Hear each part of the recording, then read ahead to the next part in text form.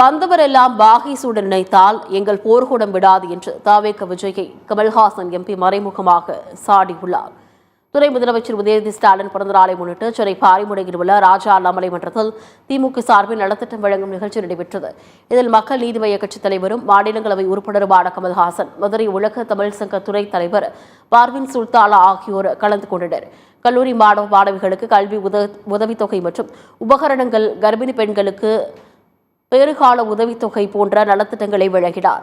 நிகழ்ச்சி மேடையில் பேசிய கமல்ஹாசன், கொள்கை ஒரே மாதிரியானது என்பதற்காக தான் திமுகவுடன் கூட்டணியில் இருப்பதாகவும், மக்களுக்கு நன்மை செய்ய வேண்டும் என்பதே நோக்கம் எனவும் கூறினார். வந்தவரெல்லாம் பாகிசுடன் நினைத்தால் எங்கள் போர்க்கூடம் அதை அனுமதிக்காது எனவும் கமல்ஹாசன் தெரிவித்தார்.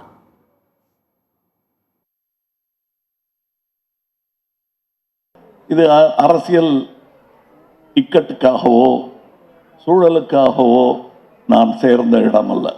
சேர வேண்டிய இடம்தான். எங்கள் கொள்கைகள் எல்லாம் ஒரே மாதிரியானது. நாங்கள் இது நிகழ்த்தி ஆக வேண்டும் என்று போர்க்குரல் தொடுப்பது இவர்களோட அல்ல. நாங்கள் இது மாதிரி ஒன்று நிகழ்த்தணும்னு போட்டியா எலெக்ஷன்ல போட்டி போடும்போது நாங்க சொன்ன ஐடியாவா இருந்தாலும் அதை எடுத்துக்கொண்டு செயல்படுத்தி காட்டியவர்கள் இவர்கள். இவங்க கூட சேர்றதா, நம்ம யாருன்னே தெரியாதவங்க கூட சேர்றதா? அவ்வளவுதாங்க. வந்தாரை வாழ வைக்கும். வாகை சூட வேண்டும் என்று வந்தால் எங்கள் போர்க்குணம் விட்டகலாது. நின்று காப்போம் தமிழகத்தை. அதனால் தான் இந்த அலையன்ஸ்.